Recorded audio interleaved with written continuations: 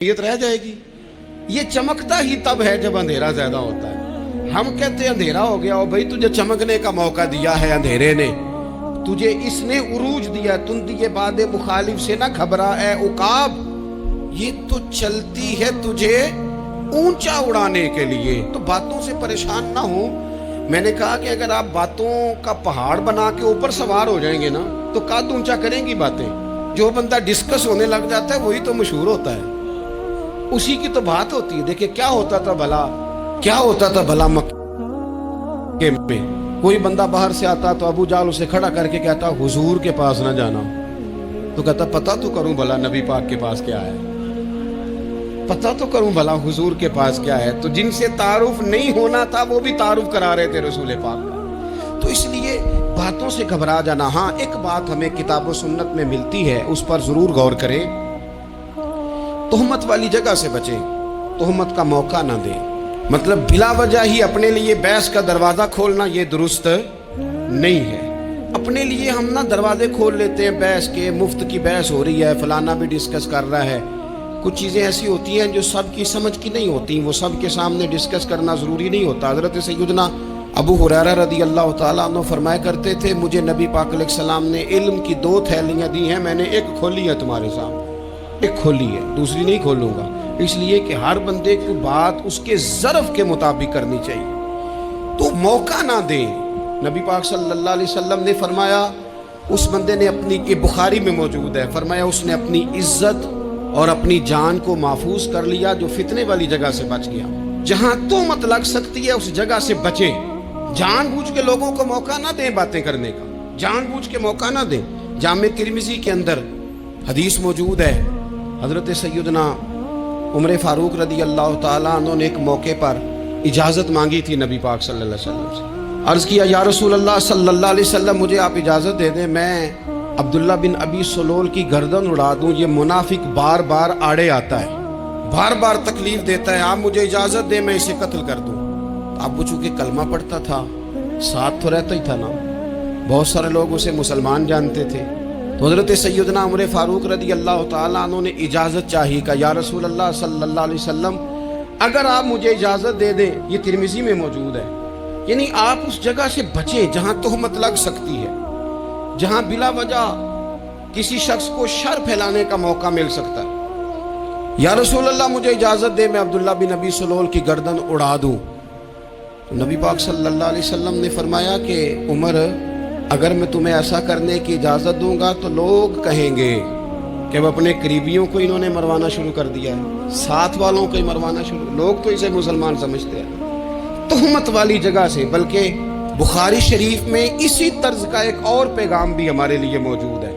یہ جو حرم شریف آج ہمارے سامنے ہے نا، بیت اللہ شریف، اس میں ایک پیچھے مقام ہے جس کو حتیم کہا جاتا ہے، یہ خانہ کعبہ کا حصہ ہے۔ حضور صلی اللہ علیہ وسلم کے اعلان نبوت سے پہلے جب قریش مکہ نے اسے تعمیر کیا نا دوبارہ سے، تو انہوں نے چندے کا کوئی اس طرح کا مزاج بنایا تھا کہ اس بندے سے پیسے لینے ہیں جس کے بالکل ہی جائز ہو۔ اس ترتیب سے انہوں نے خانہ کعبہ کی تعمیر کی کہ پھر وہ ساری تعمیر نہ کر سکے، حتیم باہر رہ گیا۔ تو نبی پاک صلی اللہ علیہ وسلم نے ایک دن فرمایا، بخاری میں موجود ہے، حضور فرمانے لگے عائشہ اگر تمہاری قوم جاہلیت کے قریب نہ ہوتی، کیونکہ ابھی قریب جاہلیت چھوٹی ہے نا، ابھی لوگوں نے کلمہ پڑھنا شروع کیا ہے، فرمایا اگر یہ جاہلیت کے قریب نہ ہوتے تو میں کعبے کو انہی بنیادوں پر دوبارہ بنا دیتا جن بنیادوں پر حضرت ابراہیم علیہ السلام نے بنایا تھا، لیکن چونکہ یہ جاہلیت کے قریب ہیں، ان کی سمجھ میں چیز نہیں آئے گی، یہ شک میں پڑ جائیں گے، پریشان ہو جائیں گے، لہذا میں یہ کام نہیں کرتا۔ بہت ساری چیزیں ایسی ہیں کہ جن کی وجہ سے بعض سادہ لوگ ابہام کا شکار ہوتے ہیں، ابہام کا۔ ہمارے علماء نے اس طرح کیا کہ بڑے طے کر کے عقائد کے عنوانات امت تک پہنچائے۔ ہر آدمی ہر شعبے کا اسپیشلسٹ نہیں ہوتا، بہت ساری لوگ باتیں مریض کے سامنے کرنے والی نہیں ہوتی، وہ صرف لواحقین کو بتانے والی ہوتی۔ پھر کچھ لوگ اور آئے جنہوں نے کہا کہ ہم تو ایفیشنسی دکھائیں گے، کچھ خاص ہر بات کھول کر لوگوں کے سامنے رکھیں گے، تو اس کا نقصان پھر یہ ہوتا ہے کہ سادہ لوگ مشکلات کا شکار ہوتے ہیں۔ وہ پھر جب کہتے ہیں ہر چیز ڈسکس کر لینی چاہیے تو پھر باتیں دور نکل جاتی ہیں، پھر لوگوں نے انبیاء کرام علیہم السلام کی اجتہادی خطاؤں کو ڈسکس کرنا شروع کیا. ربنا ظلمنا انفسنا. اگر حضرت آدم یہ لفظ کہیں تو ان کے لیے تو ٹھیک ہے، لیکن اگر کوئی غلام اور امتی اور بیٹا اٹھ کے یہ لفظ کہے تو اس کے لیے ٹھیک نہیں ہے. تو میرے عزیز ایسے کام نہ کریں جس کی وجہ سے بلا وجہ بحث کا. ہمارے یہاں کچھ لوگوں کو شوق ہے خبروں میں رہنے کا، وہ ایسی ایسی باتیں چھیڑتے ہیں جن سے نا وہ خبروں میں رہ سکیں. میں نے دیکھا ہے وہ کہتے ہیں جی میں نے کوئی انوکھی بات کرنی ہے. بھئی انوکھی بات کرنے سے بندہ مشہور تو ہو جاتا ہے. ہمارے زمانے میں مشہور ہی وہ ہوتا ہے جو دوسروں سے ذرا ہٹ کے بات کرے، انوکھی کرے. وہ ہمارے لطیفہ لکھا ہے نا، ایک اہل عرب کا ایک ہجا نام کا عربی کا ایک لطائف سنانے والا شاعر ہے، تو وہ کہتا ہے کہ ایک شخص نے ایک دفعہ کہہ دیا تھا گدھا کھانا جائز ہے. بڑے بڑے علماء اس کے گھر چلے گئے کہ بھئی کوئی دلیل، کوئی جزیہ، کوئی کہاں سے، کوئی کتاب، کوئی حوالہ، کوئی شے. اس نے کہا روز آؤ گے ایک ایک بندے کو بتاؤں گا، کٹھا اسٹیج لگاؤ، ایک ہی دفعہ حوالے دیتا ہوں، روز نہیں دیے جاتے. وہ اسٹیج لگ گیا، دنیا جمع ہو گئی، جنہوں نے کبھی ٹائم نہیں نکالنا. تو یہ ذرا انوکھی بات جو کر رہا تھا تو سارے لوگ آ گئے. تو وہ اسٹیج پہ چڑھا تو کہنے لگا مجھے جانتا کوئی نہیں تھا. چلو اب بدنام جو ہوں گے تو کیا نام نہ ہوگا. اب قیامت تک کہو گے تو صحیح نا، وہ اس مولوی دے گھر جنہیں ایک بار آخیا نہیں تھی گدھا کھانا جائز ہے، چلو بدنام جو ہوں گے تو کیا. تو بہت سارے ایسے لوگ ہیں جو ہیں بدنام، پر چلو نام تو ہو گیا نا. بدنامی صحیح، شرارت صحیح، شیطانیت صحیح، لیکن نام تو ہو گیا. تو اس لیے کوئی ایسا انوکھا کام جس سے لوگوں کی، میں آپ سے بڑی گزارش سے عرض کروں، اعلیٰ حضرت بریلوی رحمۃ اللہ علیہ نا لالٹین کے اندر مٹی کا تیل جلایا جاتا ہے ہمارے ہاں. تو مٹی کا تیل ظاہر ہے اس سے بدبو آتی ہے، تو مسجد میں وہ جلانا جائز نہیں تھا. تو ایک صاحب ارنڈی کا تیل لائے، وہ خوشبو والا ہوتا ہے. وہ لا کے انہوں نے نا اعلیٰ حضرت بریلوی رحمۃ اللہ علیہ کو لالٹین میں ڈال کے دیا اور کہا کہ یہ مسجد میں اس کو جلاتے ہیں چونکہ اس کے اندر سے خوشبو آتی ہے، بدبو نہیں آتی. تو وہ جو شرعی عذر ہے نا، حضور نے فرمایا کہ جمعے والے دن غسل کر کے آؤ تاکہ کسی کے پسینے سے ایک دوسرے کو تکلیف نہ ہو. کچا لہسن پیاز کھا کے مسجد آنا اس لیے منع کر دیا گیا کہ منہ کی بدبو سے تکلیف ہو.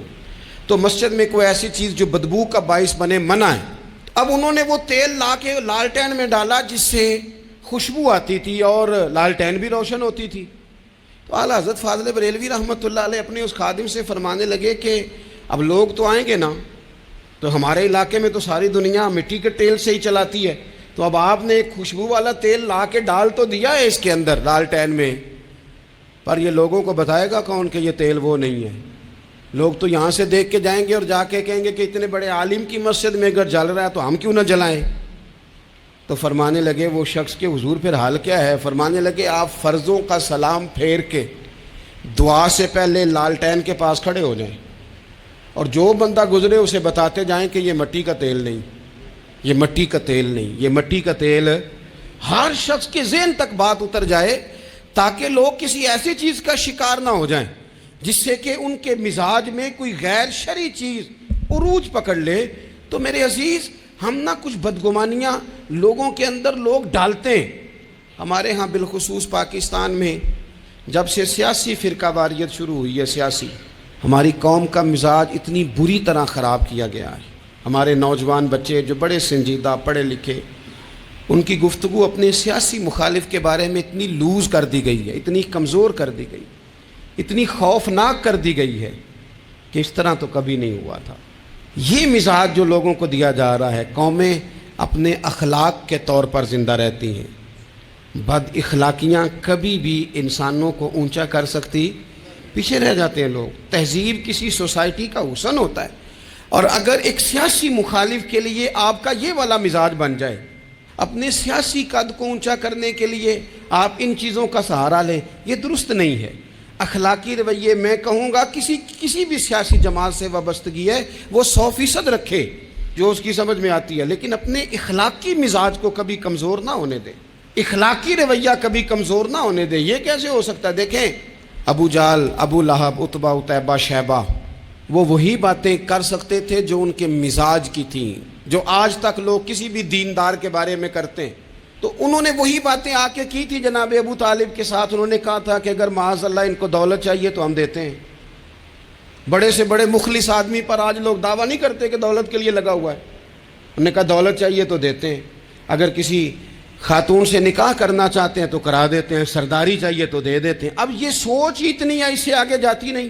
وہ معاذ اللہ حضور کے بارے میں اور بھی باتیں کرتے, یہ شاعر ہیں, یہ جادوگر ہیں, یہ فلاں ہیں. لیکن میرے نبی پاک علیہ الصلوۃ والسلام نے کبھی بھی ان کی ذاتی زندگی کو ڈسکس نہیں کیا, کبھی نہیں کیا. ابو جہل شراب پیتا تھا, لیکن حضور نے کبھی سوسائٹی میں یہ بات لوگوں کے سامنے بیان نہیں کی. وہ لوگوں کے پیسے دبا لیتا تھا, کئی جگہوں پہ حضور نے پیسے نکلوا کے دیے, لیکن جگہ جگہ گلی گلی کھڑے ہو کے حضور نے یہ نہیں فرمایا کہ یہ اس طرح کا ہے. آپ اپنے مخالفین کے بارے میں ضرور کلیم کریں, ثبوت کے ساتھ ضرور بات کریں, یہ ضروری ہے, لیکن آپ کا رویہ اتنا گھرا ہوا نہیں ہونا چاہیے کہ لوگ سمجھیں کہ یہ قوم تو اخلاق سے ہٹ گئی ہے. آپ اختلاف کریں, لیکن اختلاف کے بھی آداب ہوتے ہیں. اس ادب کے دائرے کے اندر رہ کے صحابہ کے بیچ بھی رائے کا اختلاف ہو جاتا تھا, ہو جاتا ہے, ہو جایا کرتا ہے.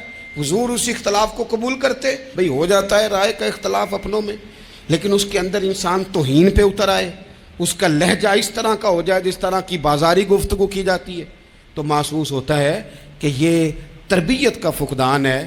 یہ لہجے باوقار لوگوں کے نہیں ہوا کرتے. لہجے کو کبھی برا نہ ہونے دیں, انداز کو. لوگ آپ کو چھیڑیں گے, اپنی جگہ پہ کھینچ کے لانے کی کوشش کریں گے, بڑا کچھ لوگ کریں گے, لیکن آپ اپنی جگہ سے آپ تبدیل نہیں ہوں گے. آپ کہیں گے یار میرا ایک معیار ہے, میری ایک حیثیت ہے, میں اپنی حیثیت چھوڑ